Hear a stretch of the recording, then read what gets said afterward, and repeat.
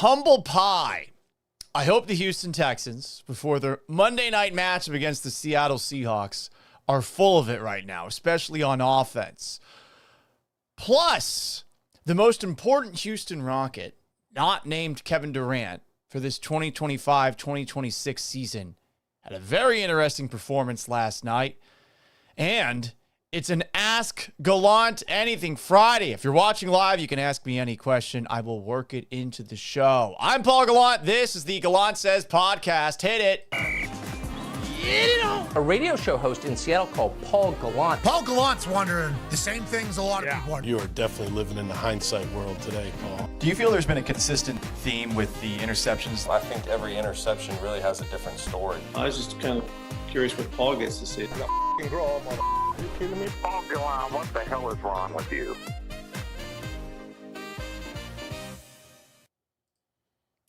Oi! Welcome aboard the Gallant Says podcast. It is Friday.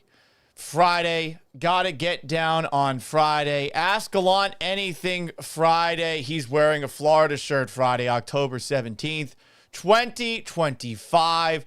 You can watch along live on YouTube at Paul Gallant. Like this video and subscribe. You can watch on Twitch at Gallant Says. A follow's necessary. A sub would be nice. X and Twitter at Gallant Says Pod. Instagram at Sports Gallant. No TikTok today. We will be back on Monday. Suspended. And on Facebook at Paul Gallant Sports. We start this thing Monday through Friday, weekdays noon Central Time. It's also on occasionally after major Houston sporting events, even during some of them. It's available after the fact wherever you get your podcasts, Apple, Spotify. If you haven't already, subscribe, rate, and review the Gallant Says podcast. We are working towards bite-sized podcast and the actual full podcast. If you are watching live, I think the best way to do it is on YouTube.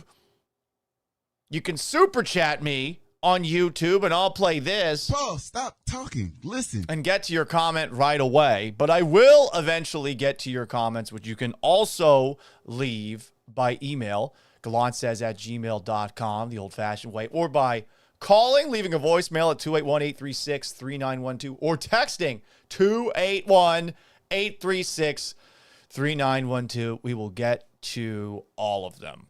Working on a way to be able to see Venmos that I get. I have gotten some. Shout out to Ryan Lawson, Texas, who said, I see we're celebrating Hawaiian Shirt Friday. No, Florida Shirt Friday. This is a Florida shirt. I think a lot of people, these people think that a shirt like this has to be from Hawaii. No. Who do you think gave this to Hawaii? I actually don't know. I don't know the answer to that. No Texans game this weekend again, which makes me happy because I'll get to watch the New England Patriots live again. We'll see how they do against the Tennessee Titans, who just fired their coach, with Mike Vrabel going back to Nashville. But as we get closer and closer to Monday night's super late 9 p.m. Texans-Seahawks game, I'm hoping that the Houston Texans are taking a page out of the New England Patriots playbook, which I know is going to piss everyone off. I'm so sick of the Patriots Association down here. Fuck Bill O'Brien. Fuck Jack Easterby. Casario, I don't know how I feel about that Italian. Nick Caley, he's a little more New England than I like. I want something from L.A. I want him, Shanahan, Atlanta man. I don't want none of this Patriots shit. But during their glory days, the Patriots did a very good job of staying humble, to the point where they actually branded humble pie and were giving it out on t-shirts in the midst of their 18-1 season.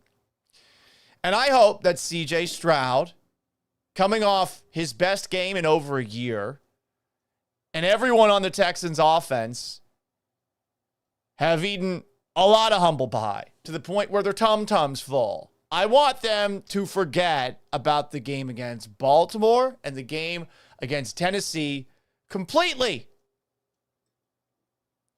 I say that because last year, there's no denying that multiple times they got full of themselves. In the offseason, for sure. Rookie season was awesome. Tank Dell, stars shooting up, even if he had the leg injury and got shot in the offseason. Nico Collins has the breakout year. They signed Stephon Diggs. They're going to have 3,000-yard receivers. By the way, they got Joe Mixon. The offensive line should be better. Blah, blah, blah, blah, blah. And then last year happened, where I do think that they were a victim of reading their own press clippings and perhaps getting a little bit too cocky going into the year. And it continued during the season, and that's what made things annoying. I'm not saying that they were strutting around like Conor McGregor all year, but through their struggles, whenever they were in front of a podium, they talked about some of the things that they were doing well offensively. Well, now they've actually done a couple of things well offensively. Are they going to revert back to the old them? The year-old them? And after those early struggles, there were a couple of moments where it felt like they had turned things around. Remember that streak where they hadn't scored a touchdown, and that game against the Cowboys that was close for far too long, but then it eventually busted open? After those early struggles, the Texans once again were kind of full of themselves because, hey, we finally scored a touchdown, which had been set up, if I'm not mistaken, by a Cooper Rush turnover. And they were like, yeah, we're finally back. Felt like they didn't eat any humble pie at all last year. They should have been eating it all off season, and they should have been eating it over the bye week.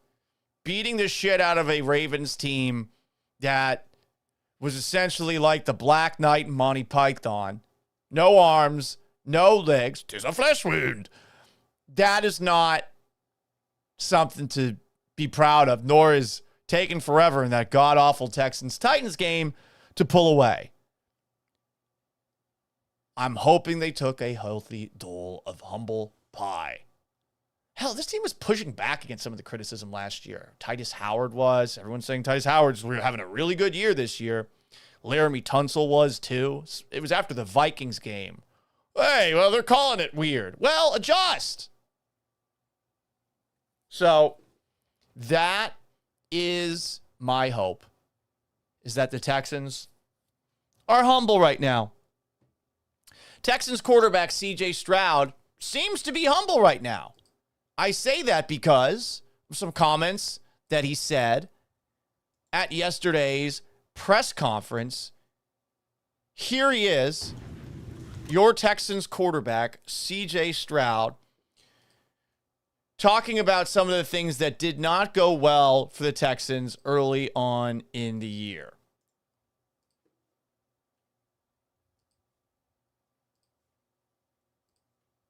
I think I'll just keep that kind of to myself on what we think. But there were some things where I think we can build upon, and there are some things that I think we shouldn't do anymore. We should just move on, try some other things. But I thought, what we did coming to practice last Wednesday was really helpful to, work on some of the things that we need to work on from just a big picture standpoint as an offense instead of just against Seattle or against San Fran or whoever we're going to play. It was good for us as a whole to just fit what we need. So I thought that was good for us. Notice how when he was asked about how he felt about the offense the first 3 weeks of the season, I'll keep those comments to myself. I want to hear unfiltered C.J. Stroud again on that. He's starting to get guarded, which is probably smart. He overexposed himself in the offseason leading up to last year, which led to the idea that he wasn't eating humble pie during the offseason. So I liked hearing that from C.J. Stroud. This is a process for the Texans offense. What it did the last 2 weeks are small steps forward. The last two games, not the last 2 weeks, last 3 weeks. And hopefully over the offseason, the bye week, the extra time, plus an extra day, some more steps forward are going to be taken. because Monday night, that Seahawks defense, they don't fuck around. They can get pressure with just 4 guys. We know how this Texans offensive line struggles. They think they've finally settled on their best possible unit. Left tackle Ariante Ursary, now 5 games into his career. Juice Scruggs, after not being able to get into the starting lineup for a very long time this offseason, is at left guard instead of Laken Tomlinson. Center is Jake Andrews. Right guard Ed Ingram, who's per Pro Football Focus, one of the best offensive linemen in the league. Take that with a grain of salt. And right tackle, you got Titus Howard. You're hoping that over the season, they get better and better and better and better. Can't be any worse than they were last year, you would think. And that's what you're hoping for. C.J. Stroud, for the young wide receivers, the Jaden Higgins, the Jalen Knoll. Everything right now is building up to November, December. And in November and December, we're going to have a true feel for what this team theoretically could do if they make the playoffs. They still should. In case you haven't heard, and per Grok, it's been said 92 times, the AFC is wide open. More from C.J. Stroud at yesterday's press conference, talking about that control of the offense that he now has at the line of scrimmage. Here he is talking about how he's getting a little bit better on that front too. Yeah, I think every week I get better. I think as an offense, we understand what fits for us and what doesn't work that we've tried, So it's all about just adjusting week to week, upgrading our iPhone, upgrading our ideas. So I'm all for that. And I think it's just been good because, we're able to get some games on our belt where we play good, and I just want to keep that going. So, yeah, it's every week getting better. I don't like the iPhone analogy. I don't like that. Upgrading your iPhone doesn't always help, right? Sometimes it slows things down. Sometimes it complicates things a little bit better. But going back to what he was actually trying to say there, he thinks his control of the offense is improving. DeMeco Ryans has gone out of his way. This was after the Titans game to credit C.J. Stroud with checking into a touchdown pass. Can he continue to do it? Especially as the young receivers that you're hoping to see more of by the end of the year, Jaden Higgins, Jalen Knoll, get more and more playing time. Stroud also talked about the slow process for the offense and emphasized that for them this year, patience is going to be really important. I mean, because like I told you, you can be the hero of the zero, and you can be doing the same things you did in previous weeks. It finally worked. But it takes time, like new offenses, new schemes, new coaching with new quarterbacks, and all these different new things that we've had this year. It just takes a little time to roll, but I think you got to keep the confidence. There's no good player in this league that is not confident in what they can do, or a good coach that's not confident in what they do. So, and I think in focusing on the important things, which is God, family, football. And I know it's cliche, but it's the truth. Like, if you're good with the Lord, you're good with your family, you're good with your teammates, then I think the play is what picks up as well. So, God, family, football. Football first. Football. Although technically Tom Brady is my Lord and Savior, so maybe it is God, football, and then obviously family. Family is third. That's how it goes. I live by that life. I chose to watch Texans Ravens on Christmas Day instead of seeing my family. These are the decisions you have to make. These are the tough decisions. I need C.J. Stroud to make those tough decisions. I like that he's taking the humble pie, but I need him to take those tough decisions. Also sounding like he's quoting The Dark Knight or a Superhand movie. You can either be the hero or the zero. I wonder where that actually first came from.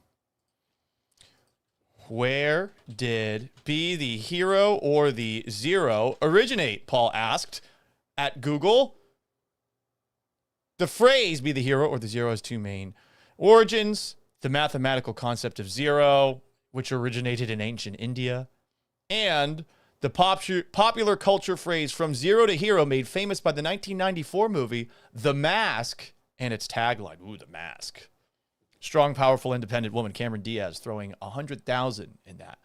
Speaking of strong, powerful, independent woman, I hear Ana de Armas and Tom Cruise have hit Splitsville. But I am in a great relationship with my beautiful, amazing girlfriend who I love and got me this Florida shirt.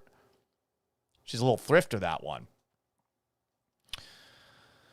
Other tidbits from the Texans press conference yesterday before we get to your Ask Gallant Anything questions. D'Amico Ryans brought up the Seahawks defense. He says the defensive line, their four-man rush are their strength. He confirmed what I was saying about Sam Darnold, looking at his stats, watching the film. The guy's great at throwing the football deep. Ryans believes he is great at hitting targets and spreading it around. It is crazy that we live in a world where Sam Darnold is a plus quarterback. And then talking about Clint Kubiak's offense and all the play actions and things that they do to unlock things downfield. Per D'Amico, you got to have a lot of eye discipline. The Texans haven't had the most eye discipline this year. Is C.J. Gardner-Johnson being gone going to make the eye discipline better? C.J. Stroud also mentioned that he misses playing with Jackson Smith-Njigba, who is going to be a tough test for Derek Stingley. Very curious to see if the Texans have him shadowing Stingley across the field. It is an Ask Gallant Anything Friday. You can comment on YouTube at Paul Gallant, Twitch at Gallant Says, Facebook at Paul Gallant Sports, X at Gallant Says, at Gallant Says Pod, and on Instagram at Sports Gallant if you have a question. Greg Todd asks, am I going to the No Kings rally tomorrow? There's another one. I don't really believe in the idea of protesting because I feel like generally a protest, you're just sitting around with your dick in your hands or a sign or something like that for multiple hours. What do you actually accomplish? It seems like you only accomplish something as well when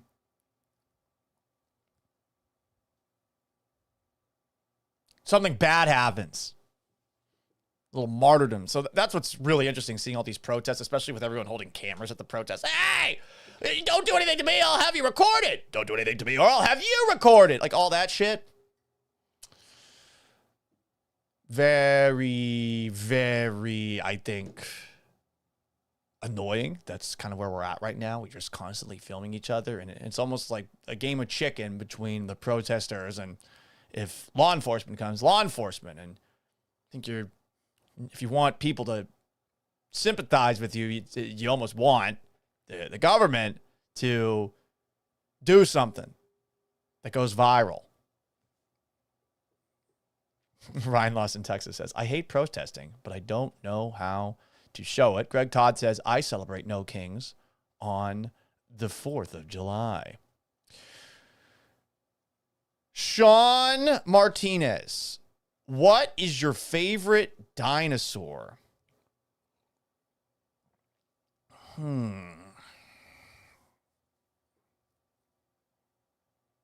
That's a tough one. I mean, the T-Rex's arms are short. They look kind of dumb. Is the man retarded? Let me apologize for using that word. Oh. I have my first cousin. We just put him to.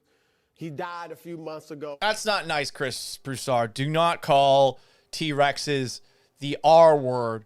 But they look a little deformed. They kind of look like Quatos from Total Recall.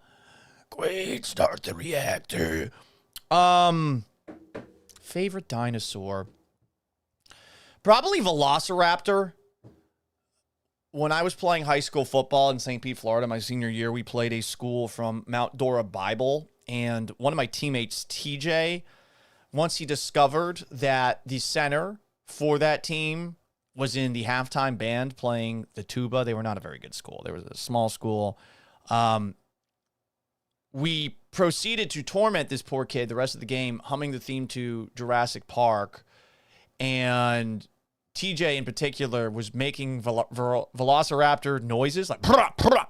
I don't remember specifically how they sound. But probably Velociraptor. They were definitely the scariest dinosaur in the original Jurassic Park movie. And then they tried to make them like dogs in the second trilogy. And shit, I think there's 7 movies out right now. Greg Todd always ties it back to high school football. Yeah, I got to. Got it, baby. Roland asks on Instagram, what has been the best sports moment of 2020? Do you mean 2025? He asks of 2026 thus far. You know what Tom Brady always says? The next one. That's the next great sports moment. The best sports moment of the year, probably when the Yankees lost.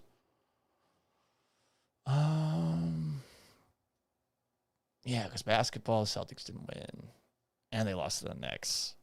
That stunk.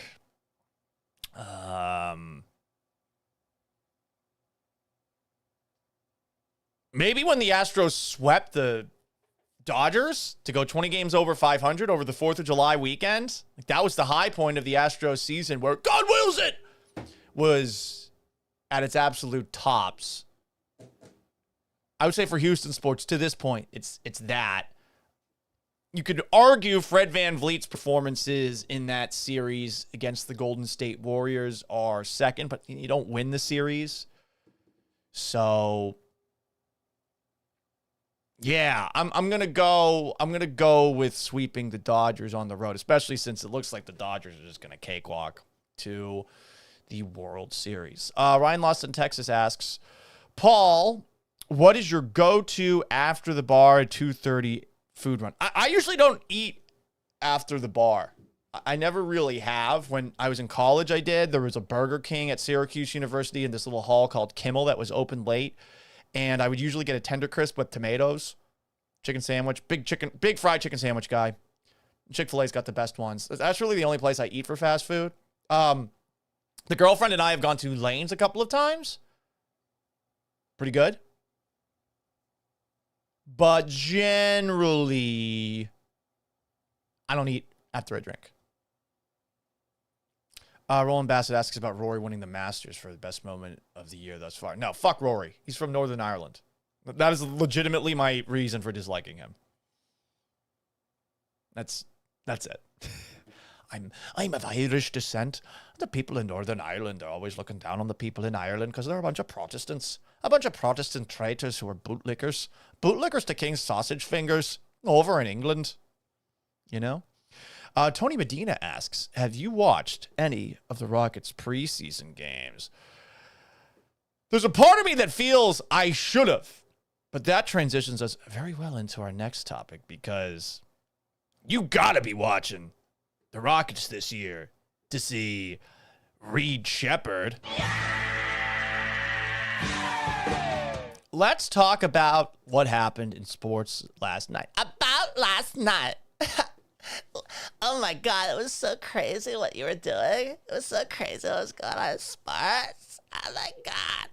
Before we talk about Thursday Night Football, Reed Shepherd, for our Houston Rockets, put on a show against actual starters for the Atlanta Hawks. How much stock do we put into a preseason game? That is really hard to tell, but I'm of the belief that after Kevin Durant, the person who is going to determine what this Rockets season is, more than Ahman Thompson and more than Alperen Şengün, who you are expecting to both be good to great players, it's Reed Shepherd because Fred VanVleet's out for the year, probably, after tearing his ACL this offseason. This is a huge year for Reed Shepherd.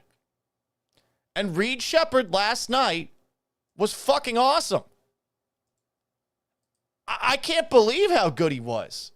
He finished with 29 points, 6 boards, 6 assists, 7 steals and blocks. He's not the biggest, but this is a guy who has a lot of skills, can play a little defense.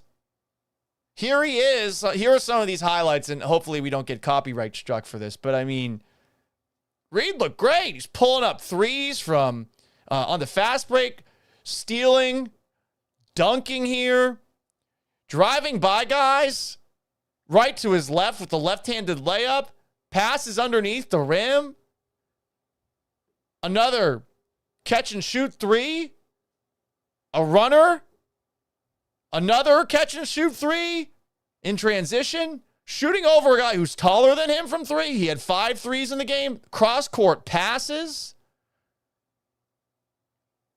Another dunk. Another three. Crossing people over and shooting fadeaway jumpers like Allen Iverson over them. Pulling up at the top of the key like Chris Paul. Offensive rebounds and putbacks. He was awesome last night. And while some of that game, I'm sure he wasn't going up against starters, watch the highlights. He looks good. At some point this offseason, and I think this was in a Kelly Eco piece in The Athletic, somebody wrote that he's got Steve Nash upside, which is a wild thing to say, right? We're talking about a former NBA MVP. And the comparison was basically, well, like Steve Nash, Reed Sheppard didn't play a whole lot his rookie season. So I decided to ask artificial intelligence about Reed Sheppard, Steve Nash comparisons. And they gave me about 2 pages. You can read along with me here. Reed Sheppard, the Houston Rockets rookie guard drafted 3rd overall in 2024, has drawn frequent comparisons to Hall of Fame point guard Steve Nash due to similarities in their playing styles, particularly as sharpshooting playmakers with high basketball IQ. While Nash was a 2-time MVP, Sheppard is still early in his NBA career, but has shown flashes of similar traits in college at Kentucky and his initial pro outings. Shooting efficiency and range. They excel as elite shooters. Playmaking and vision. Nash, known for his elite passing. Sheppard has shown similar court vision and unselfishness. Some people see Sheppard's feel for the game, scouts, as Nash-like. And then when it comes to defensive instincts and athleticism, Sheppard is probably better than Steve Nash. That is his ceiling. In the eyes of some, Reed Sheppard could be Steve Nash. Others are saying, well, Reed Sheppard could theoretically be Jimmer Fredette. I love hearing all of that. I think maybe starting with the Mark Price comparisons that we were hearing coming out of college would be fantastic for this season if we want to see the Rockets go where we hope they can go with Kevin Durant year 1 with him, hopefully more than just 1 year. As I was making these comparisons with Steve Nash, do you know what came up as suggested as a follow-up?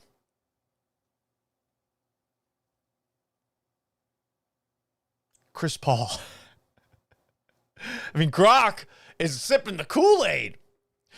Reed Sheppard, writes Grok, the Rockets' 3rd overall pick in 2024 has openly cited Chris Paul as his favorite player and a key influence on his game, modeling aspects like court control, unselfishness, and high IQ playmaking. Paul's a 12-time All-Star. Sheppard's a rookie with similar traits but differences in athleticism and their role. Comparisons often highlight Sheppard's potential as a taller Chris Paul with worse passing, or a modern, less athletic version based on scouting reports. Playmaking and vision, they've got it. Shooting efficiency, they've got it. But Paul, mid-range maestro, writes Grok, which you saw in those highlights from last night. But Sheppard's mid-range pull-up is apparently very Chris Paul-like. He trained with Paul last summer. That I didn't know. Paul was a really good defensive player. And some people think that Sheppard has some of those same instincts. And if you take a look at the steals and you take a look at the blocks, not the craziest thing you've ever heard. Not the craziest thing. So look, we all got to take a step back. You got to tuck it in the waist, man. Got to relax for a second. We are talking about a rookie who's barely played, but how could you not be excited about what Reed Sheppard did last night? It's an Ask Gallant Anything Friday. Gallant Says at gmail.com. 281-836-3912 is how you call and leave a voicemail. It's also how you text. You can tweet me at Gallant Says, at Gallant Says Pod, YouTube at Paul Gallant, Twitch at Gallant Says, Facebook at Paul Gallant Sports, Instagram at Sports Gallant.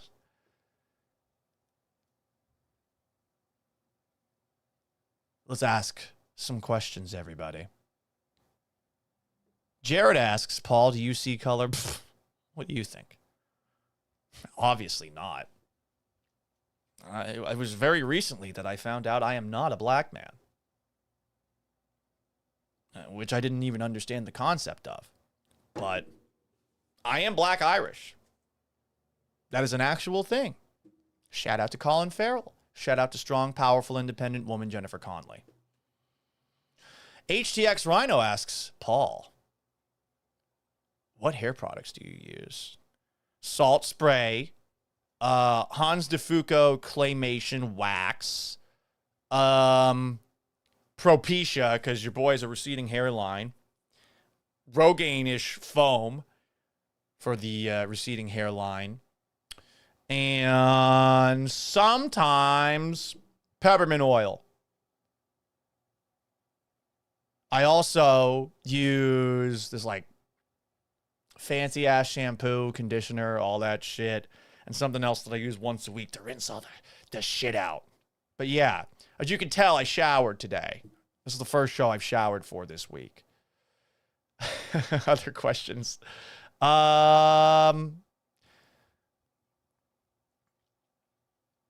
Virginia Buttonweed. What is one thing about Steak Girl that worried you about getting close, but now embrace it as a key ingredient in the paradigm of excellence that is your current relationship? Wow. I gotta think. That's how awesome she is. Babe. I mean, the weirdest thing she brought up right away, it was the animals at first. 3 cats, 2 dogs. The dogs have a stepfather.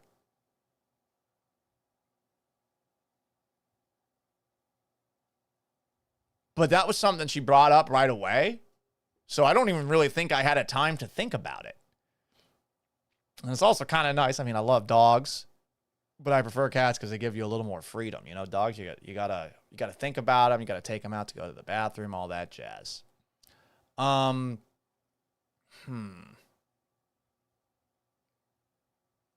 things.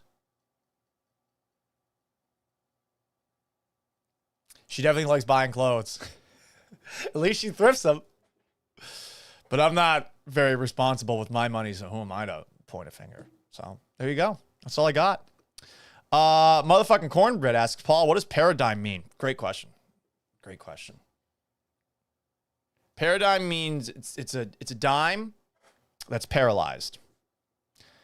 You know, that's what everyone says. That's what everyone says. B. Hannon asks, Paul, what's your go-to dish to make for your lady? Steak. That's why she's Steak Girl on the Twitch. Paul,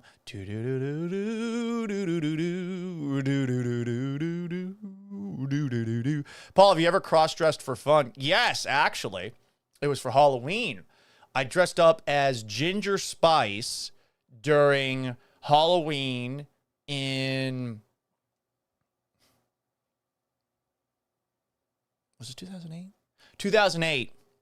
And I think because of my soft feminine features and my great ass, the dress that I was wearing and my sock tits actually allowed me to get into a frat while my friends did not get in.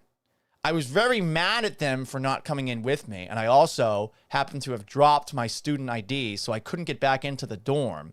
I eventually did get back into the dorm, and I got mad at my friends and I threw a chair in their dorm because they didn't apologize for ditching me.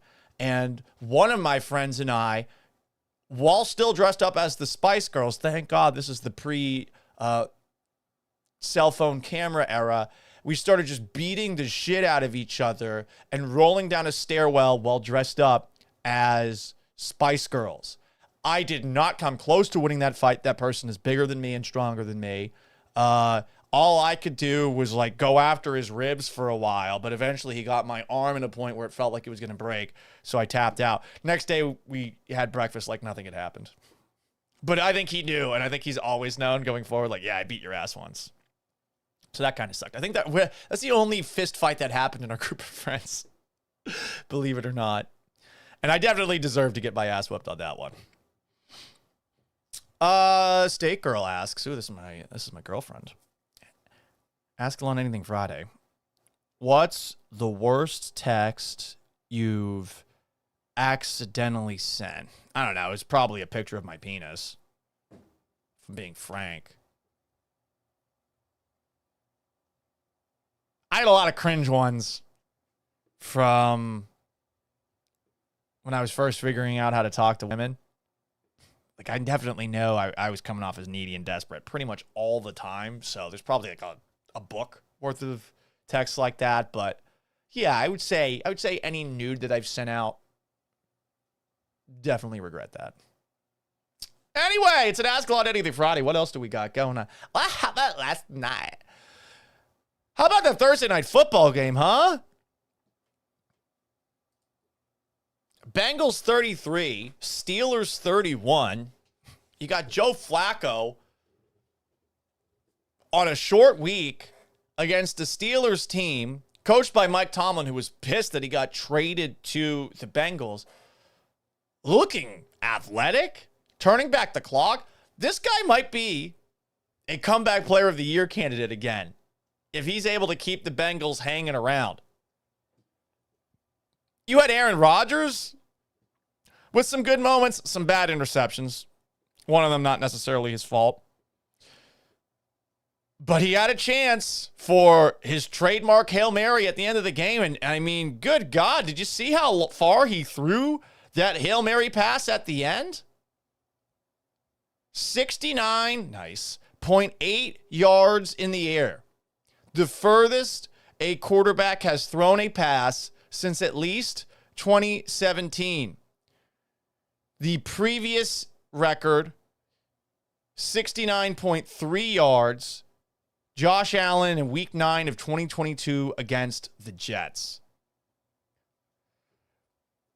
Rodgers ain't the Rodgers he used to be, but he's still a plus quarterback.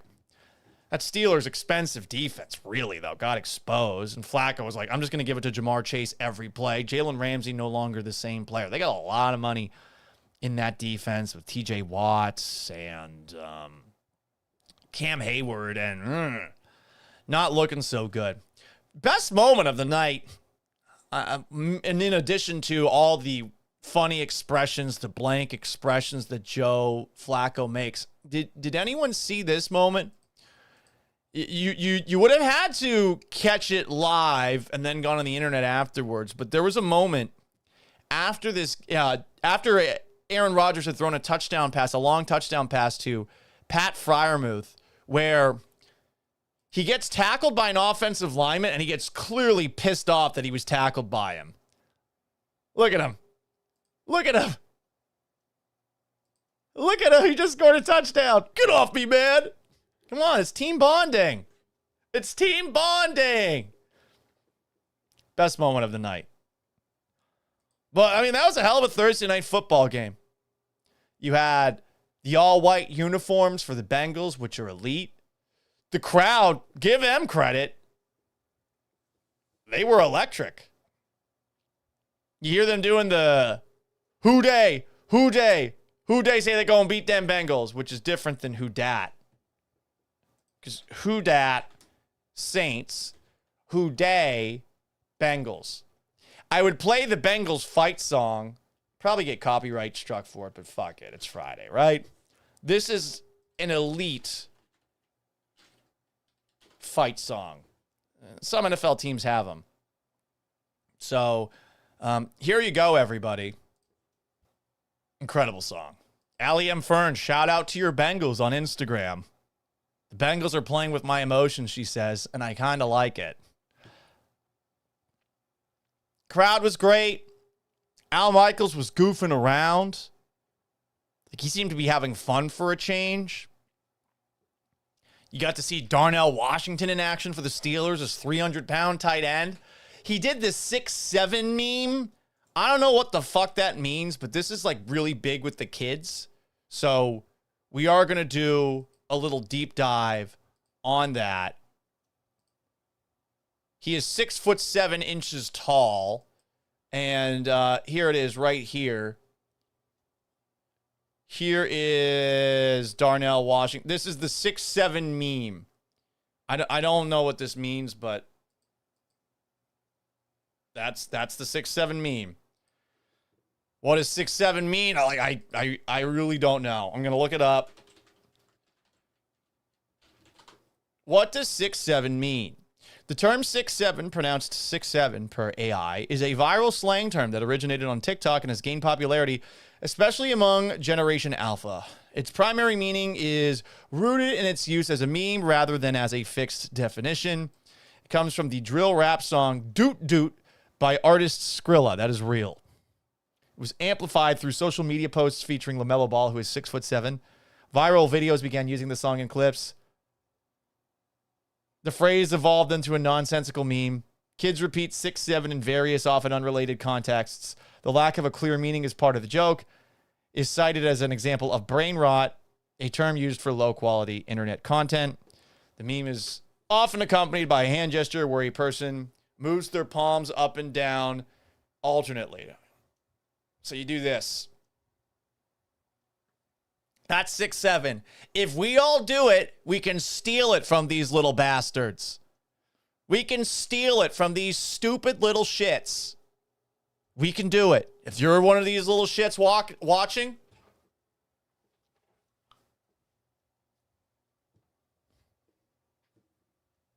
that's my 6'7". That is my 6'7". Apparently, per Virginia Buddenweed, they were answering all math questions with 6'7". Jesus. The AFC's wide open after last night's game. Steelers have a second loss now, so they're 4-2. Only the Colts are 5-1 in the AFC. They play the Chargers on Sunday. We'll talk about that game in a little bit. I am not feeling great about the Chargers because they're wearing those stupid banana uniforms. We talked about that on yesterday's show. But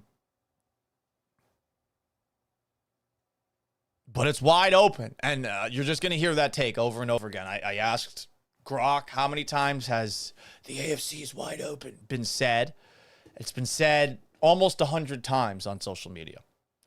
I thought it would have been more, but you're going to hear it a lot now, especially if the Colts lose on Sunday, which I honestly, if we're comparing the Chargers to the Colts, I would pick the Chargers, but they're wearing those stupid fucking banana uniforms. What else from last night? About last night.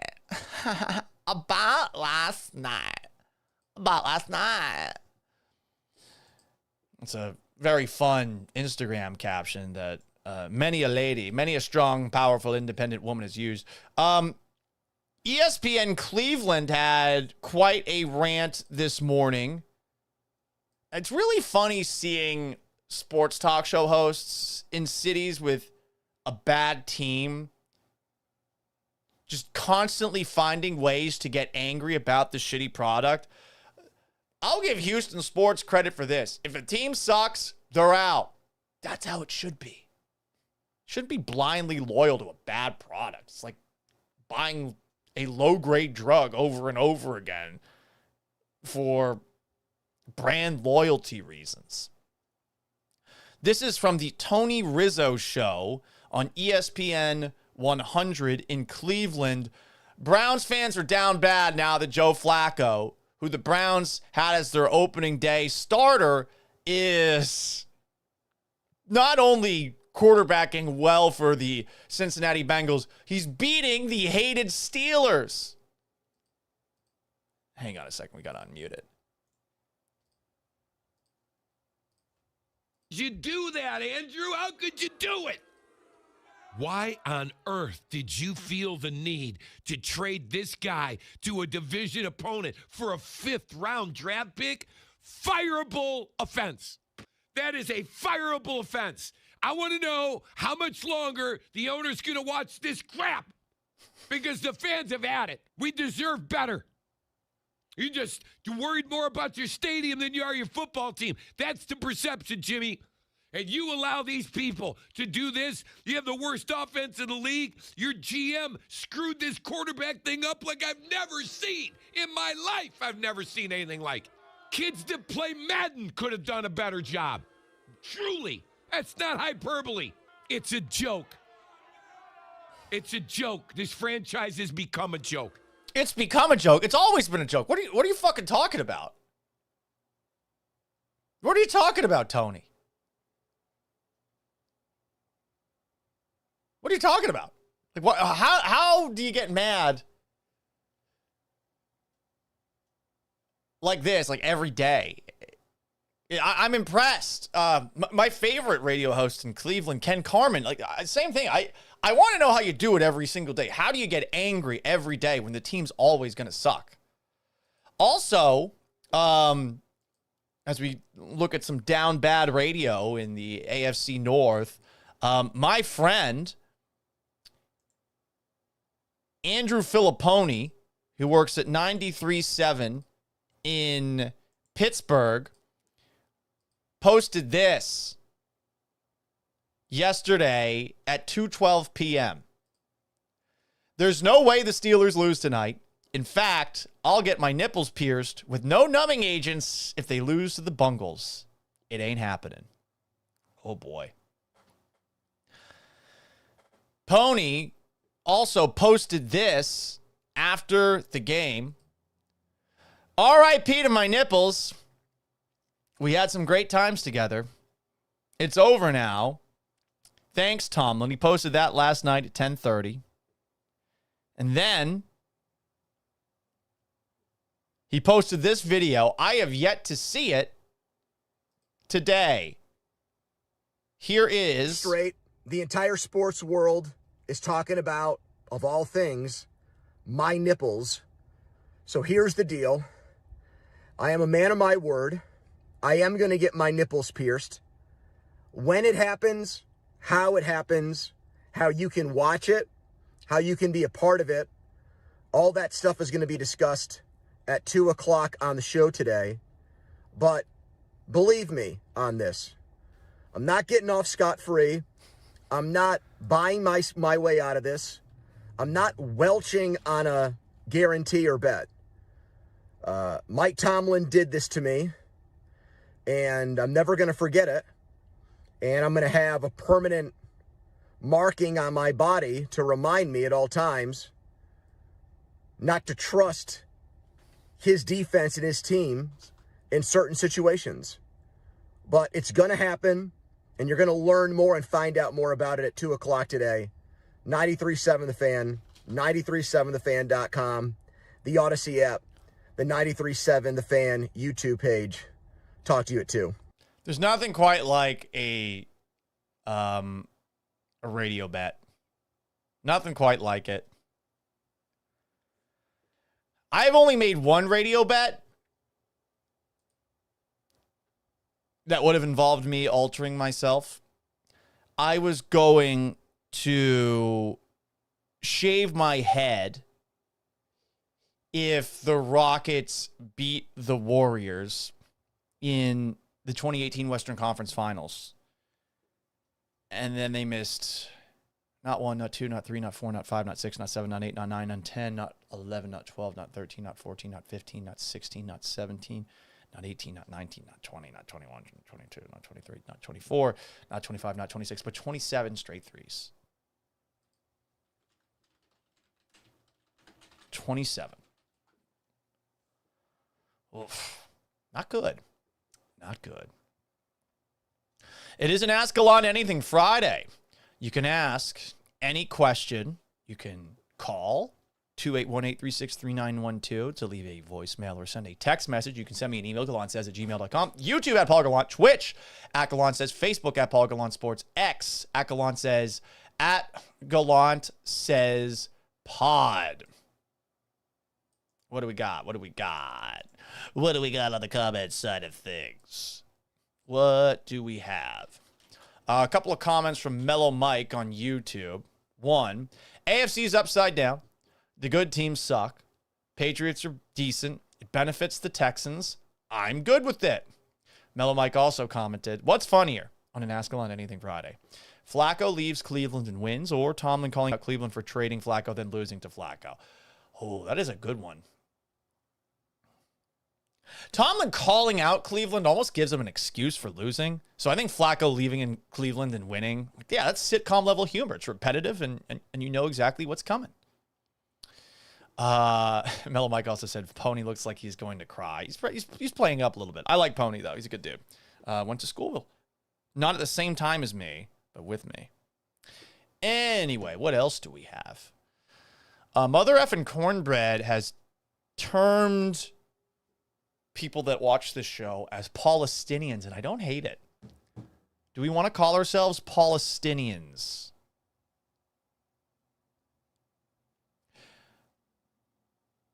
I leave that up to you. More questions on an Ask Gallant Anything Friday.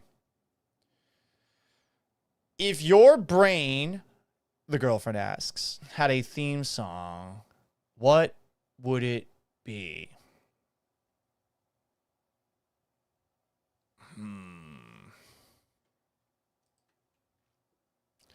I think it's probably this. And we're probably going to get copyright struck for this, but fuck it. I don't really care. You know, until we actually get some sponsors or until I'm actually working somewhere, we're just going to have fun, you know? We're just going to have fun. But this is probably it.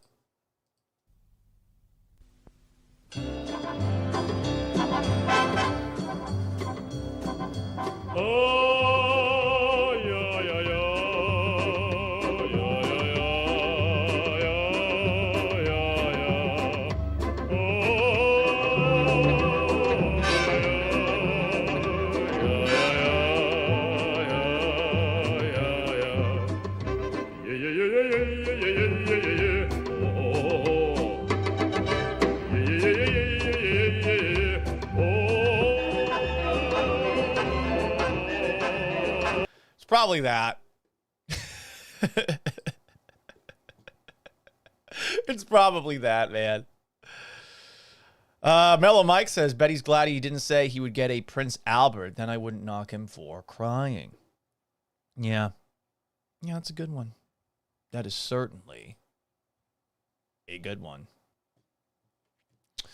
What else do we have here? What happened last night? About last night. Let's talk about last night. Let's talk about it. I gotta talk about it.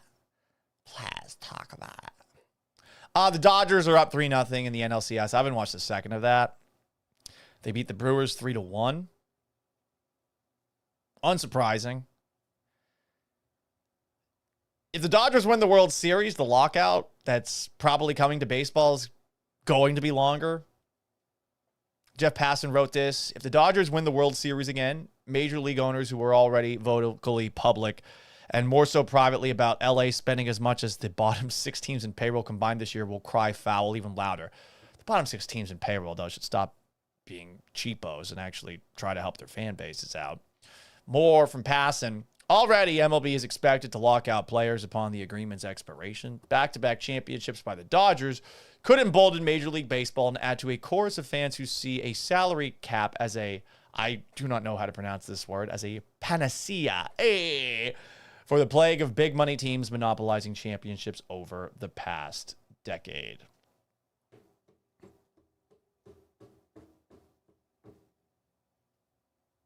So, if you like baseball, you got to root against the Dodgers, I guess.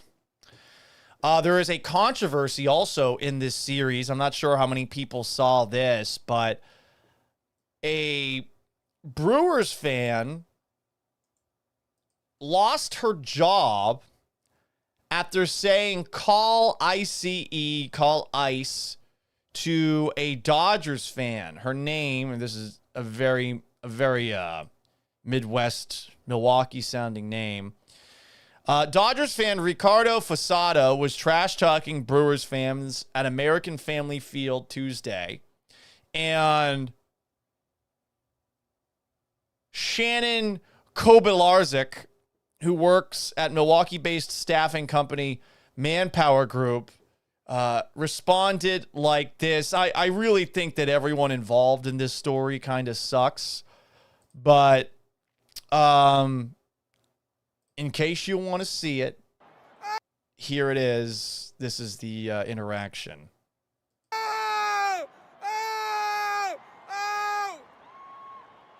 Why is everybody quiet? Why is everybody quiet? Why is everybody quiet? What is this? I'm sorry. You know what? Let's call ICE. Call ICE. Call ICE. I'm a U.S. citizen. War veteran, baby girl. War veteran. 2 wars. ICE is not going to do nothing to me. Good luck. Good luck. Good luck. Call ICE. Call them. I think she regrets what she said immediately right there. Real Karen look. It's a Karen haircut. Nothing you can really say to some jabroni like this. And this guy is fucking annoying. You gotta try to not be racist in response. I saw Ryan Lawson, Texas says, I bet she has a GoFundMe going. She might. Her husband here, I'm assuming this is her husband. There's a moment here where right there, he's like, oh shit, my wife might be getting fired. One more time. Wow. Good camera work by this asshole Dodgers fan. I'll give him that. I will give him that. About last night. 2-2. Mariners, Blue Jays. Classic Mariners. You go up 2-0. You have 3 home games in a row. You can potentially clinch the series in Seattle. And then you get your asses kicked 2 games in a row. 8-2 last night. Another struggle on the hill for one of their starters. It was George Kirby, game 3. It was Luis Castillo last night. What was the final score, game 3? It's like 13-5, I think. 13-4. So they have been outscored in the last 2 games, 21-6. One more game in Seattle. Series is definitely going back to Toronto no matter what. So there you go, everybody. There you go. What else is going on? What's going on? How are we doing, everybody? It's an Ask Gallant Anything Friday. Gallant Says at gmail.com, 281-836-3912. That's how you leave a voicemail. That's how you send in a text. You can also comment on YouTube at Paul Gallant. Like and subscribe on Twitch. Sub, follow, at Gallant Says. Facebook at Paul Gallant Sports. X at Gallant Says Pod. Instagram at Sports Gallant.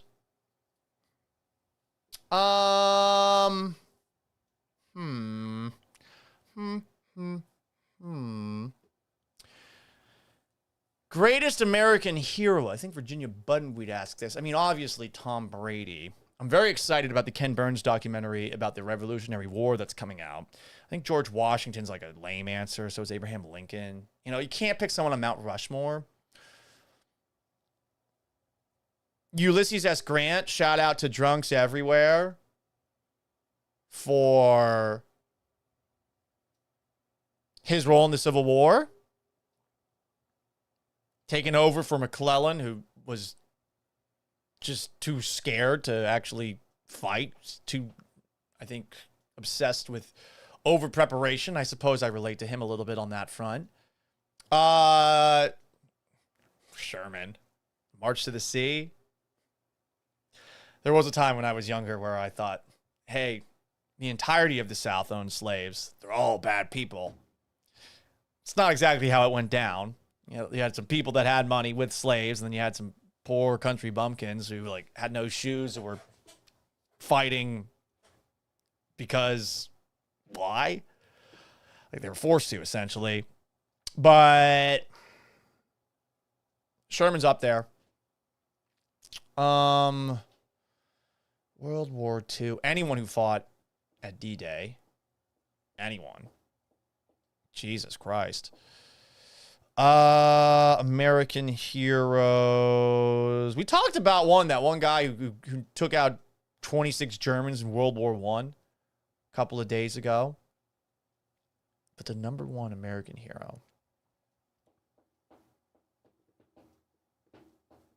Andrew Jackson, was pretty cool.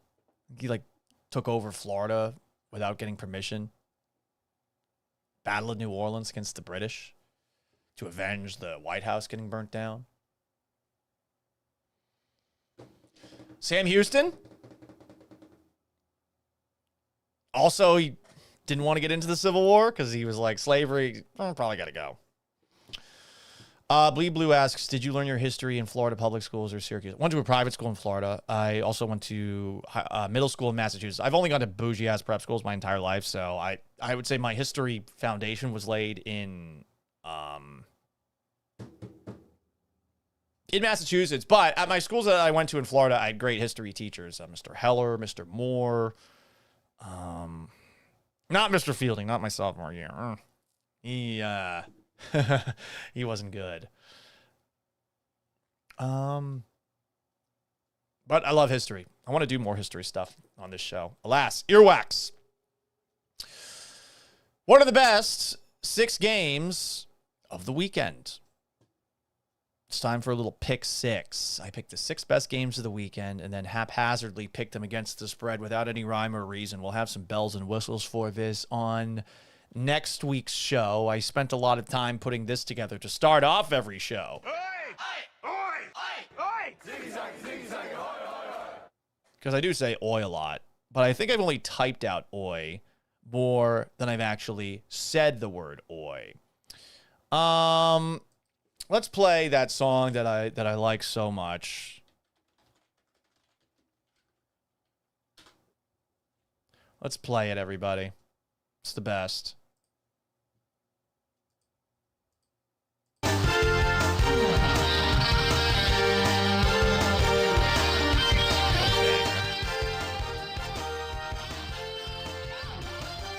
All right. 6 best games of the weekend. 11 tomorrow, ABC. Number 10, LSU. At number 17, Vandy. Spread for this game per ESPN Bet. Vandy a 2.5-point favorite. The over-under is 48.5. I can't believe Vandy's the favorite for this game. I know Vandy's respectable now. If Vandy wasn't the favorite,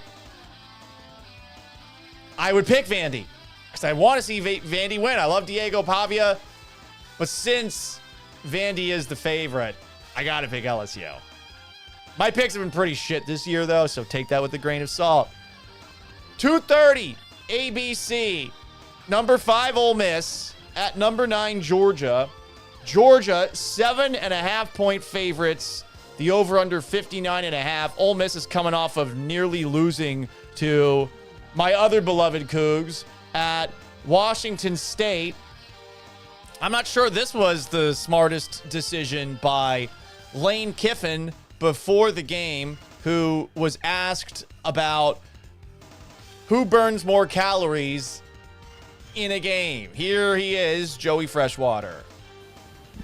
Off the wall question. You and Kirby, probably some of the more demonstrative coaches on the field. Who do you think burns more calories in a game, you or him? I don't know. That's a good question. I walked by the TV and saw his press conference today, so it don't look like he's burned too many calories. He just called him fat. Called him fat. So something to keep in mind. Is Kirby Smart going to motivate the team? Hear what that man said? He said I need to burn some fat off. Probably about to say that y'all burn too many tires with all your speeding tickets. We're going to take these fuckers down. Ole Miss definitely going to be more focused after almost losing to Washington State. I got to pick Kirby Smart over Lane Kiffin every single time. But Georgia 7.5-point favorites. I'm going to take Georgia winning, Ole Miss covering. Game 3, pick 6, the 6 best games of the weekend in football. 6:30 on ABC. Number 11, Tennessee. At number 6, Alabama. Bama, 8.5-point favorites with the over-under on this game, 59.5. I don't know what to make of Alabama. I really don't. I like what I've seen out of Tennessee this year. I'm going to ask a question.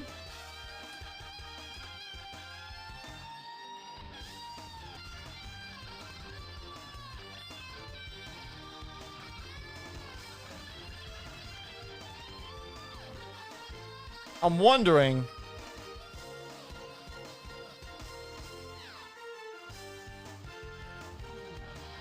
If Joey Aguilar is going to have another big game. I like Joey Aguilar, what I've seen from him early on in the year.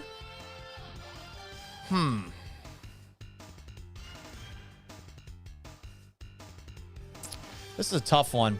I also, whenever I think about Tennessee, I think of how in the Alabama-themed version of Dixieland Delight, where they go like, fuck Auburn, fuck Auburn, fuck Auburn, against the wall, fuck LSU, and Tennessee too, or something. So, I hate Tennessee. Fuck them. I'm going to take Alabama, even though I think Joey Aguilar is good. They almost beat Georgia. They came so close to beating Georgia. Take your pick. What's the better game here? You got number 20 USC at number 13 Notre Dame, which, if I'm not mistaken, is the battle for the Jules Shillelagh. It's been given out to the winner of this game since 1952. The Jules Shillelagh. The Jules Shillelagh. Who's going to take home the Jules Shillelagh? So either that game or 7 o'clock on Fox, you got the Civil War, number 23 Utah at number 15 BYU. It is called the Holy War because BYU is owned by the Church of Latter-day Saints, a.k.a. the Mormons. And U of U is a secular public university. There is definitely a lot of Church of Latter-day Saints students there, but it's more religious and culturally diverse. So there you go. Take your pick between those two games. USC might actually be good. Notre Dame has the 2 losses. Notre Dame can't really afford probably to lose again, but they'll still probably find a way to weasel into the college football playoff. This is the best USC team I think we've seen in a hot minute. Notre Dame 9.5-point favorites. I think that's the better game. It's the more relevant game than the Holy War. So I'm going to pick that as the game, and I'm going to take USC to cover. So there you go, everybody. That's 4 games. It's the Pick 6, picking the 6 best games of the weekend and then picking them against the spread rather haphazardly. Sunday in the National Football League. There's one game on CBS locally that you can watch without having to have Sunday ticket or at a bar. Chiefs Raiders at 3:25. 2 Fox games. Noon is Eagles Vikings. The late game is Washington Dallas. Neither of those games very good. 8:30 in the morning on the NFL Network in some European country that doesn't deserve the game. I don't care where. Is it Munich? Is it England? Fuck them. 4-2 Rams, 4-2 Jaguars. The Rams 3.5-point favorites. Puka Nacua is out. Jaguars hung around with the Seahawks last week despite Trevor Lawrence getting sacked 7 times and Sam Darnold in that Seahawks offense. I mean, they had a couple of big plays, but Jaguars did hang in there for quite some time. 20-12 the final score. They're frisky. I think the Rams are just better coached, but without Nacua, will that Rams offense be any good? I just can't take the Jaguars seriously. So I'm stereotyping a little bit there. And then 3:05. We've got the 5-1 Colts and the 4-2 Los Angeles Chargers. The Chargers are wearing their banana uniforms. 1.5-point favorites in that game. What did our friend Seth, the Colts fan, have to say about this week's game? Here he is, Seth, in all his glory.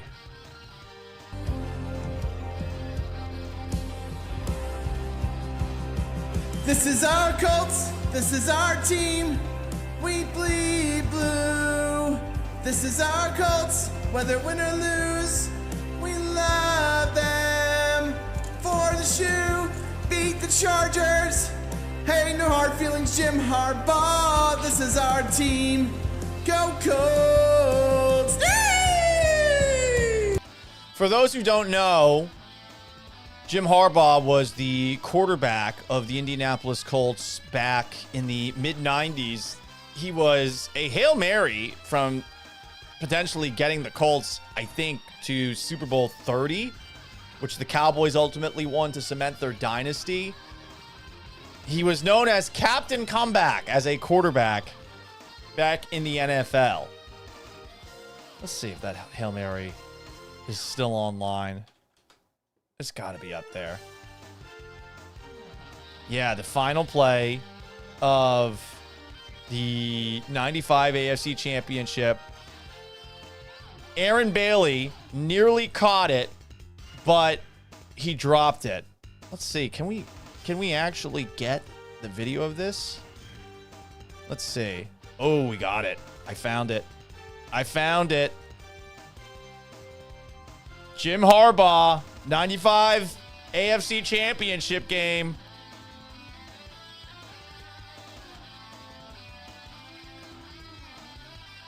Oh, wait, no, this is just a highlight from earlier in the game.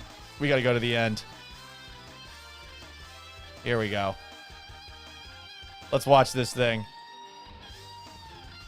All right. Jim Harbaugh, everybody. And that is the pick six.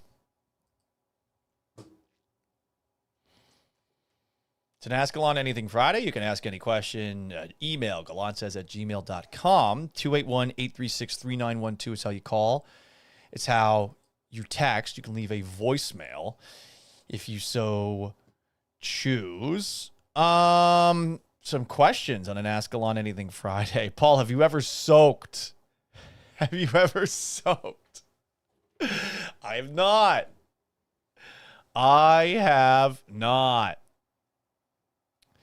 But I know what soaking is. It's a way to have premarital sex without having premarital sex.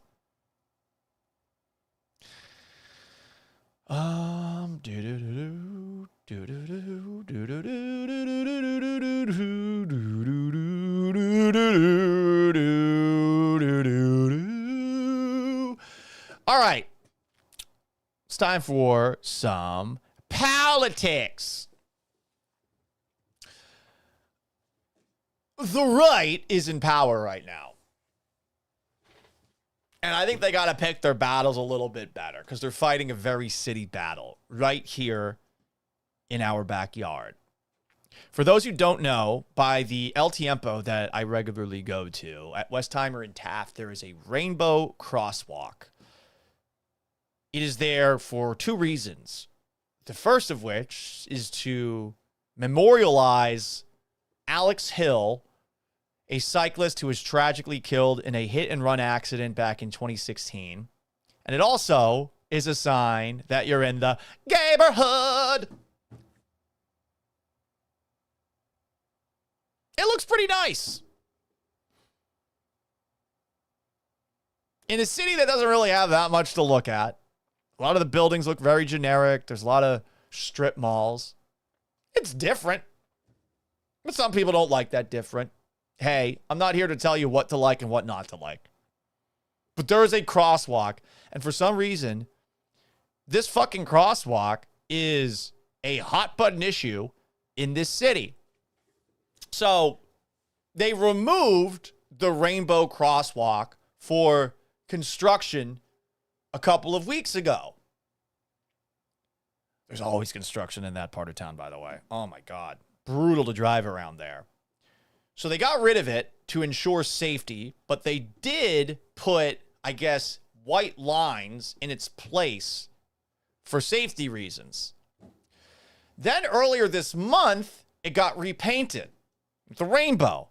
It was nearly repainted with more color.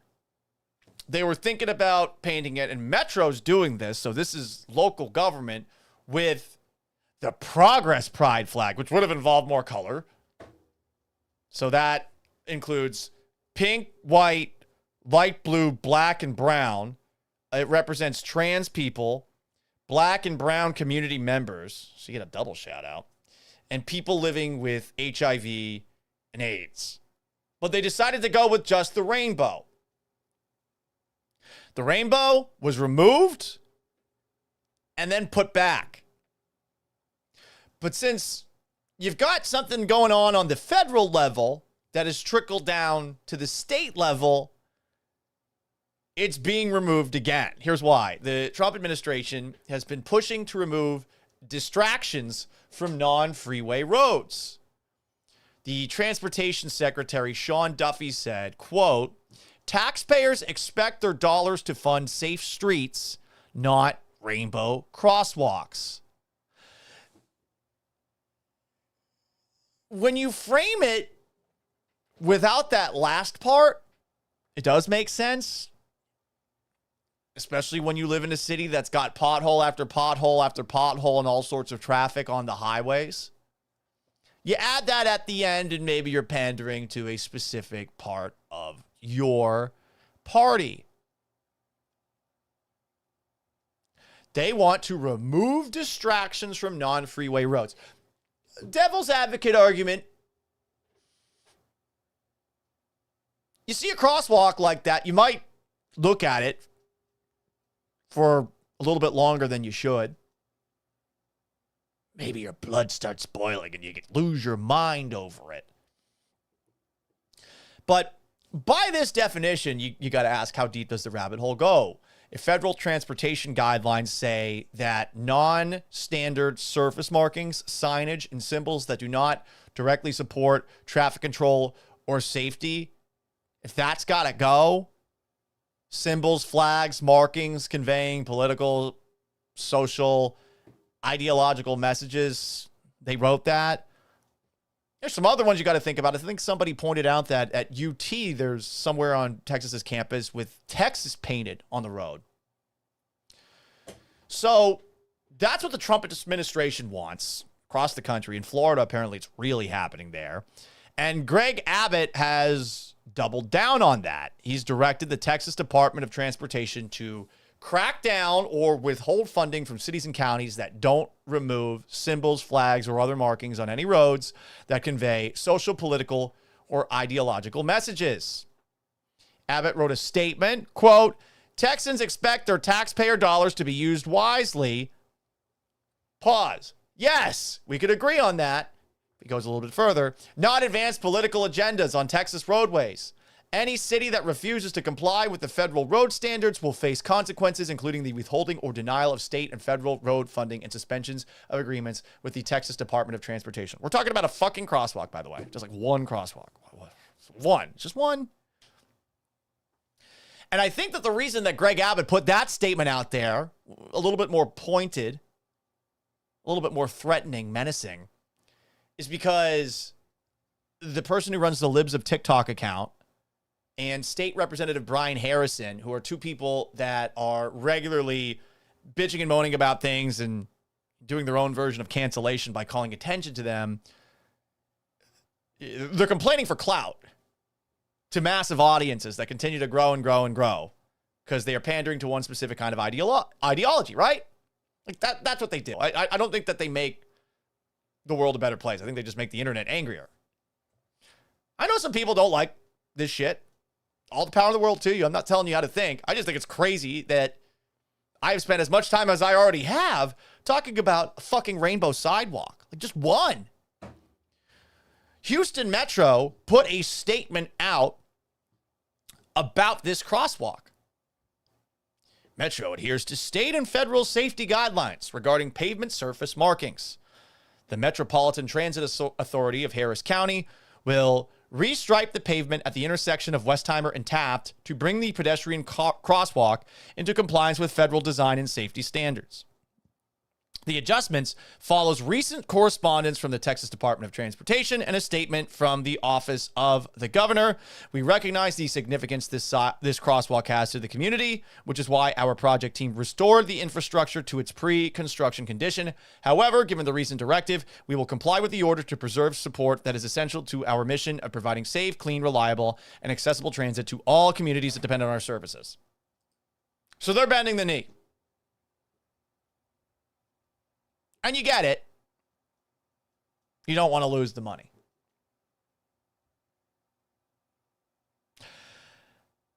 But people are mad that people are taking the knee And I guess they want this fight to continue. They want to continue to have people wasting time and wasting attention on a fucking crosswalk when our roads are horrible and there's a lot of other issues in the city. There's a Houston Chronicle column, an op-ed that talked about this. Let me find it because the link that I have, it is not working all of a sudden. Here it is. I'm just going to show you the headline here. I'm not going to actually read it. And it's written by the editorial board as well, which I imagine protects any one specific writer from getting crushed online, because that would probably happen. The headline, Houston's Pride Crosswalk attacked by Trump and Greg Abbott. Where's Mayor Whitmire? Why can't our mayor be courageous, or at least clever, in standing up to a bureaucratic game of smear the queer? What the fuck is this? The New York Post? Incendiary headline.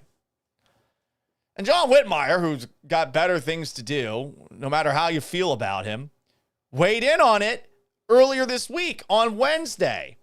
He called the removal of rainbow crosswalks in Montrose a manufactured issue at the behest of the federal government and an ambitious Governor Greg Abbott. And he also said it's a legal battle that would be a battle the city would lose. He tried his best to be political talking about it at city council. Here is a video that the Houston mayor's office posted on X at HOU mayor yesterday. So we've come Here we go. Now you can see him. Here's John Whitmire. together and discuss how we can have a grown-up public discussion of why the stripes were placed there, why they're important, why we replaced them after the construction. Now, how did we get to this point? But the Secretary of Transportation had notified Transcot that if we didn't remove the rainbow crosswalks, that we would lose our federal funding. Metro's going to get over $1 billion in the next 5 years. Our health department gets $98 million in grant funding from the feds and the state. There's just so many things that we're going to attempt to do to keep the rainbow colors alive and well. You can do away with the stripes, but you're not going to do away with the issue or the people that are valuable citizens of Houston. This is such a stupid issue. It is a waste of everyone's time. And this isn't the only one that's in the city of Houston, where you've also got in Houston's 3rd Ward on Alabama Street a Black Lives Matter mural. It's near where George Floyd grew up. In case you've never seen it, this is what it looks like vertically. Doesn't look like this was done by Metro or by the city. It also doesn't look like it has been changed. It's something you can really only see if you are driving on the street. Actually, I don't even know if you can see it while driving. This is probably something you could only see if you're flying a drone, right? Or in a helicopter or something like that.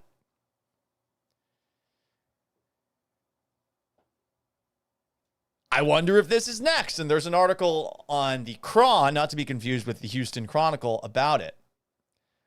Taxpayers didn't pay for it. Seems like people that live there don't have an issue with it.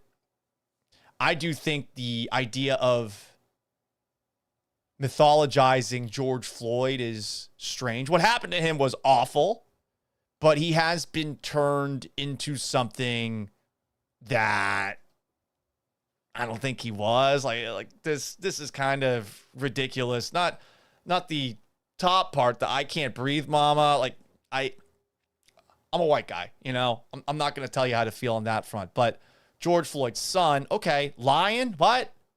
A lion? I don't think we should slander the guy after he's dead in the way that some have, where they're saying, well, he didn't die from getting a knee put on his neck. But I mean, he had a knee put on his neck for like 9 minutes. He got killed, murdered, because the guy wouldn't get up. Oh, but it wasn't that. I mean, how would you feel if you had a police officer-sized guy with a knee on your neck for a while, right? Just something to consider. I don't think people should be slandering him after he's done, but I also don't think that people should be putting him on this pedestal as if he was this like great human being. What happened to him is symbolic of a lot of bad things that have happened to all sorts of black people in our country, but that mural, to bring it back, also theoretically could be gone, and it'll create more backlash, and it'll create more anger, and all of this entire last 10, 15 minutes, the fact that we are paying attention to this, that we are debating this, it is a waste of everyone's time and attention. Removing the crosswalk that you just repainted is a waste of Metro money. Repainting the crosswalk was also a waste of money. You shouldn't waste money. We got roads with potholes in them. God forbid a hurricane hits this place again, or a massive storm that causes a lot of rain, because our infrastructure for that's not great. There's issues with the water as well. We're focusing on the fucking sidewalks. So while I lean right, in a moment of reflection here, I want to point at the right. Pick your battles. I get it. You've won. You've taken power. Sometimes you gotta punt. This is dumb from the Trump administration. This is dumb from Greg Abbott. You are pandering to a couple of people who have been complaining online, probably because you want them to shut the fuck up.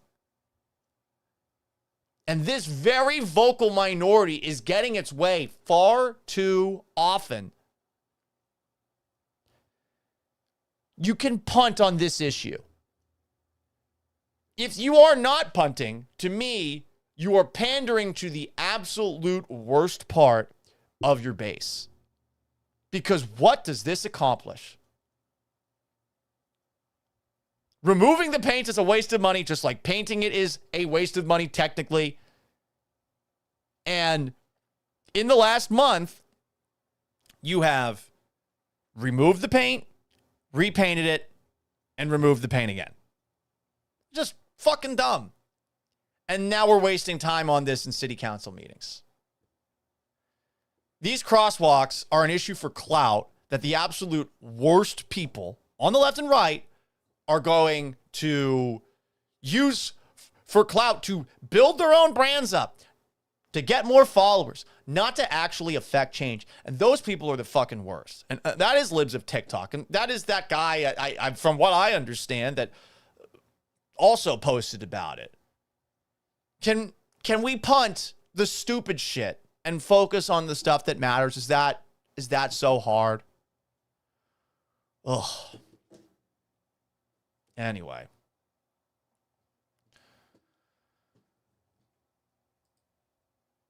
What else do we have to talk about before we hit the road? And we will get to some of your questions on an Ask Gallant Anything Friday. How many people have thought about what you would do with your body when you die?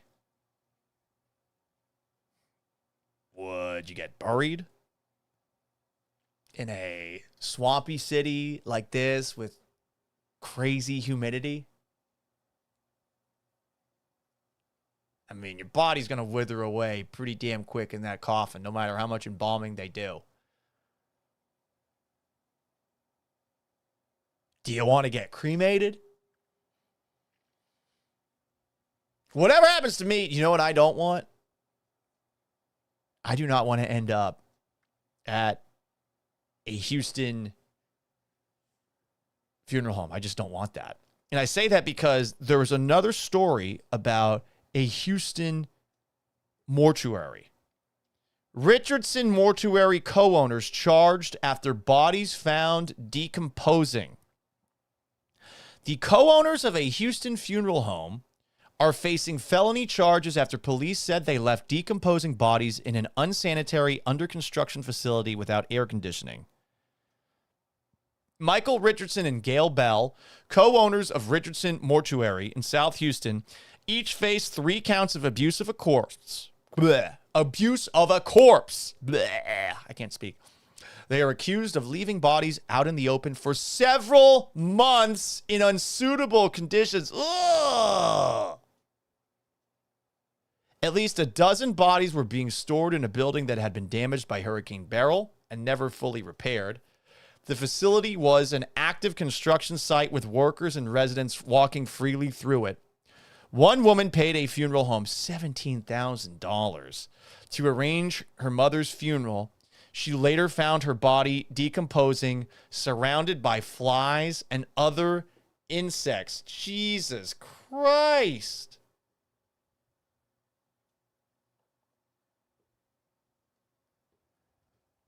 So these people have been charged. Abuse of a corpse. And this is not the first time this year that we have seen a story like this. Because you might have remembered this story. We talked about this on the radio. Amber Page Loudermilk, a Texas embalmer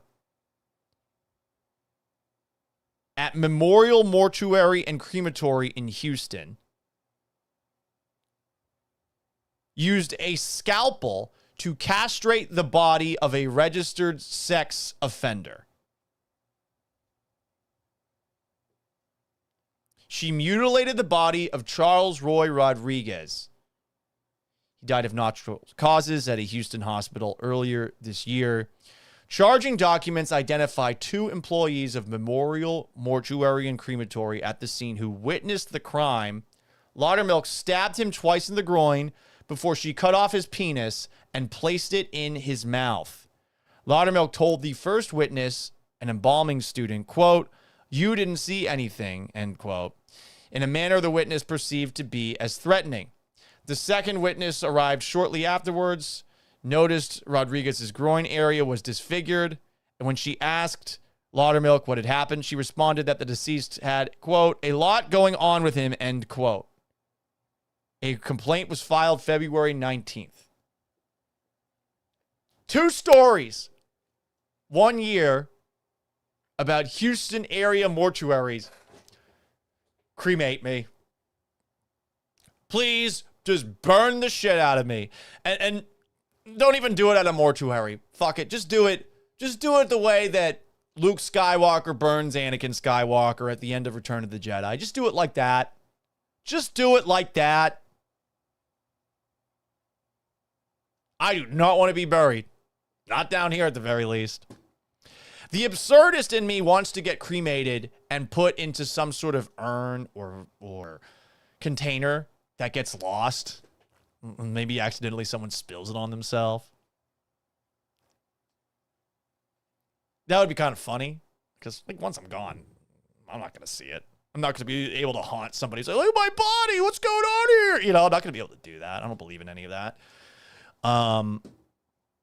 So that would be probably pretty funny. I probably want to get cremated, but especially if I'm living in Houston, when I croak, please burn me. I don't trust any mortuary right now. Imagine paying money, like thousands of dollars, to have a body prepared for a funeral. Fuck, you probably have to pay money to have the body burned. Or what a racket. $17,000 and you find your mom with flies and insects all over her. Just awful, man. Absolutely terrible. So there you go. It's an Ask Gallant Anything Friday. You can ask any question. YouTube at Paul Gallant. On Twitch at Gallant Says. On Facebook at Paul Gallant Sports. On X at Gallant Says Pod. On Instagram at Sports Gallant. Some people are probably like, why are you talking about sports right now?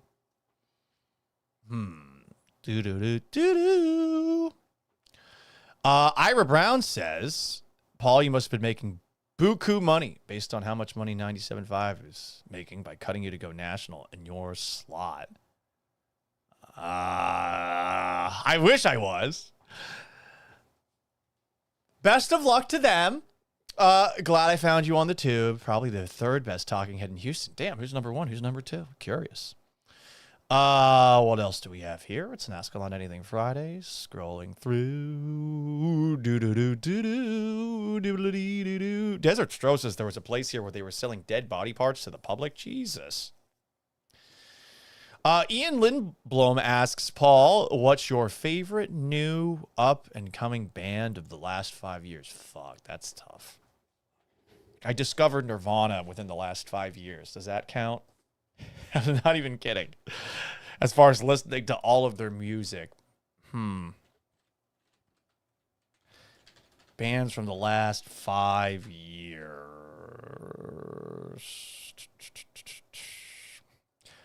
I literally had to look this up. Greta Van Fleet, they sound like Led Zeppelin, which is my favorite band. I like Bob Moses a lot. Actually met them. Poolside. They're pretty good. Life is Beautiful 2021 lineup. Oh, they got I think I saw Tame Impala. They were pretty good. Ludacris was there. That was cool. Man, there was this one band, and I forget who they were, but they were really, really good.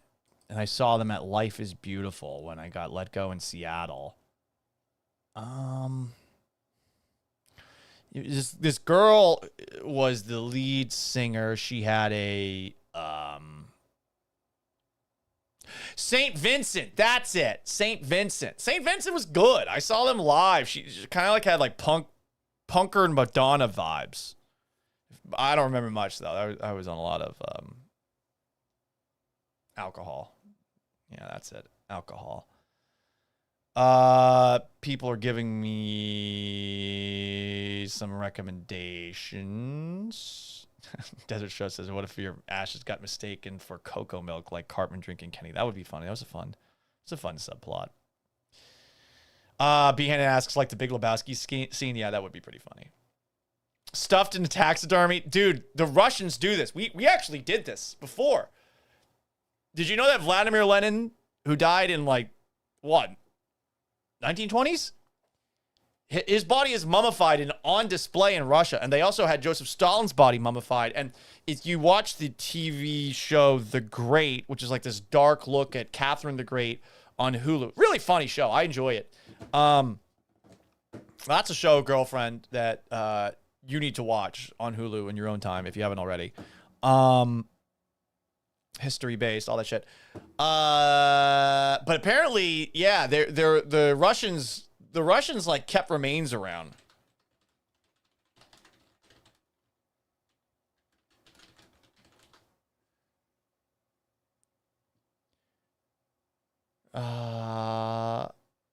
Where is this? Russian monarchs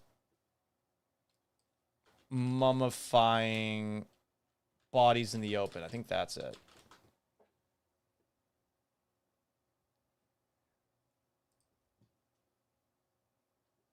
Oh, maybe this all came from... Oh, here we go. Peter the Great. Peter the Great kept the preserved severed heads of his lover Mary Hamilton and his wife's secretary, Willem Mons, pickled in spirits. God damn. It was in his cabinet of curiosities. Jesus Christ. Anyway, more questions on an Ask Gallant Anything Friday. B. Hannon asks, Paul, favorite Jake Gyllenhaal movie?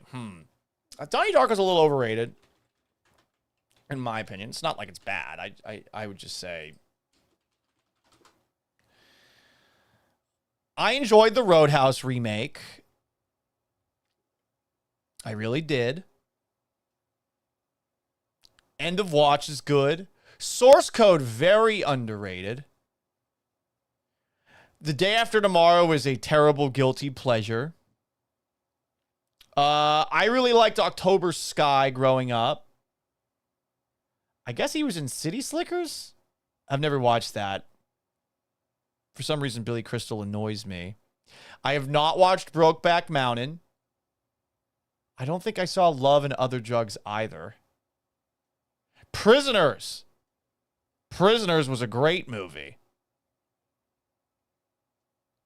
Nightcrawler as well. If I'm picking one, what is my favorite?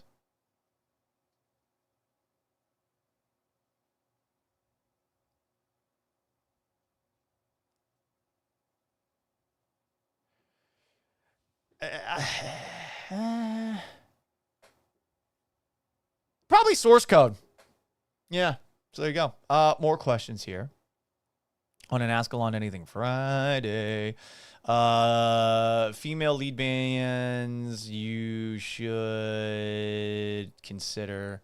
Hang on, I'm just gonna do a Google Doc, copy and paste these in here. Ryan Lawson, Texas says stick figure, Eurasian, and Revolution. I think some of my friends listen to Revolution. The Mars Volta. Let's see. I know this is riveting. It's going to be great at the end of the podcast. You've been listening like for an hour and 43 minutes. Volbeats.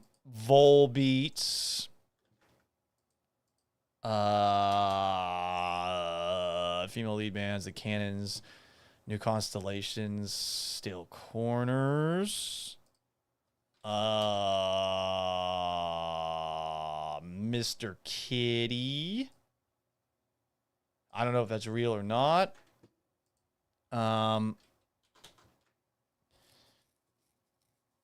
Peter the Great. That's on a band. I like the Roadhouse remake, HTX Crown. I don't know what you want from me.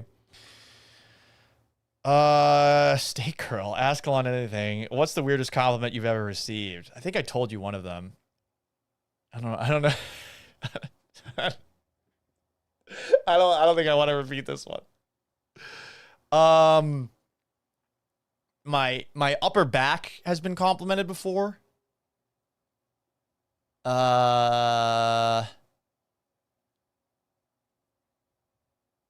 Yes, probably upper back, but there's another weird one. Ask me later tonight. Ryan Lawson, Texas says, someone once told me I have luxurious eyebrows. Yeah, your eyebrows are even bigger than mine, which is crazy. Not Santa asks, who is your favorite Canadian?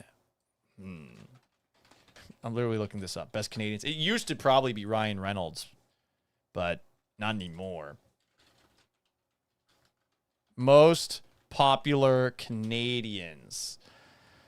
Oh, easy. Celine Dion. Celine Dion. Not close. Not even close. Shania Twain would be... Actually, check that. Check that. Fuck.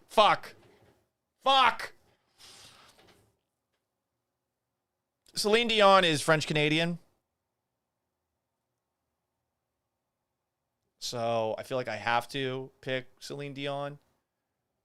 Because she's got some banger songs. But... there's Shania Twain.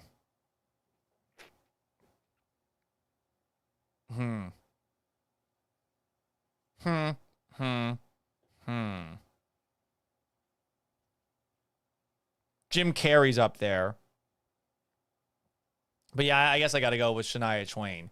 Most popular Canadians in history. Maurice Deloque Richard. How about that? Per Wikipedia, Tommy Douglas is the most popular Canadian of all time. These are the... Don Cherry, also a great one. I don't know how many people know about Don Cherry, but this is a sports icon.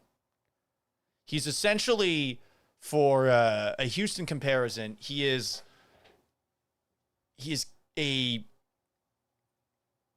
Calvin Murphy for hockey fans. Wears ridiculous suits, and goes on tangents in post-game broadcasts. I think he was canceled and fired about 6 years ago because he had divisive comments about immigrants. Let's see. What did he say? Don Cherry has been a staple on Hockey Night in Canada since 1982. In Detroit, we've been able to tune in and watch Coach. At least you could pay here, whatever it is. Here it is.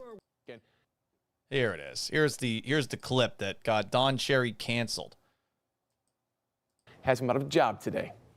You people love you that come here, whatever it is. You love our way of life. You love our milk and honey. At least you could pay a couple of bucks for poppies or something like that. These guys pay. Sportsnet called those comments directed at immigrants. I don't know what that means. I don't know if he's speaking in Canadian slang.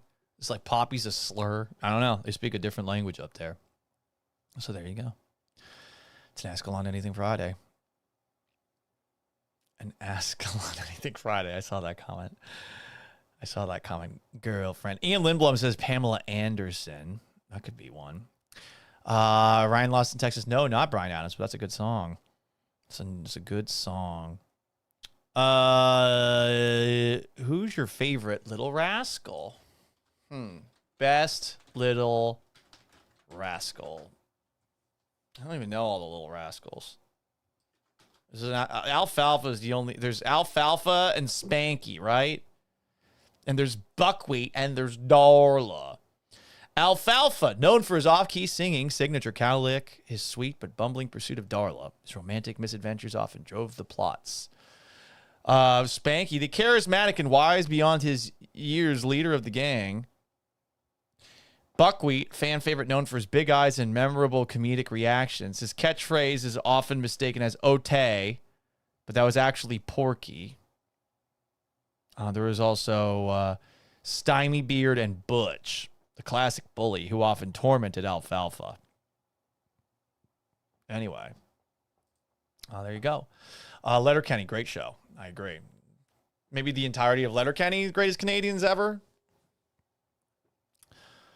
Ryan Lost in Texas. Paul, have you ever opened the fridge, not found anything you particularly wanted to eat, but wanted to taste something, so you just take a swig of Italian salad dressing straight from the bottle?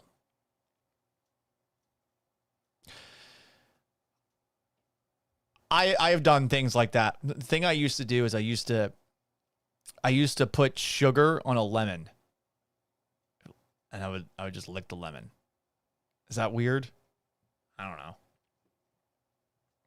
Dressing adjacent. But now you know, everybody. And that's going to wrap up today's edition of an Ask Gallant Anything Friday. We closed it with a bang. Thank you so much for tuning in to today's live show. If you did, you can join me live weekdays at noon. We might be changing the time up, especially next Wednesday. More on that in a bit. You can catch it live weekdays around noon, occasionally after major Houston sporting events. We might be trimming down the length of this show, too, in the future. I do appreciate the very loyal audience that has stuck with me in this noon window, but I'm also realizing that this noon window might be not exactly the best time to do a live show because a lot of people are working and stuff. So we might be putting out some polls to try and figure out what the best time to put this show on in the near future. I do say that a lot. In the near future, we might do something, and I just procrastinate. YouTube at Paul Gallant. Like the video and subscribe if you haven't already. On Twitch, at Gallant Says. A follow means a lot. It really does. You don't have to give me a sub, but a follow means a lot. X and Twitter, at Gallant Says Pod. Follow me. Instagram at Sports Gallant. Follow me. TikTok at Gallant Says. We've been banned on TikTok the last 3 days for live streams. We will be back, though, for a watch party Monday night and definitely for Monday's show. On Facebook, it's at Paul Gallant Sports. Like the page. It's available after the fact wherever you get your podcasts. If you haven't already, subscribe, rate, and review on Apple Podcasts and on Spotify. Until tomorrow at noon. Farewell and adieu to you fair Spanish ladies. Farewell and adieu, you ladies of Spain. So long, farewell, and have yourselves a wonderful weekend. Peace!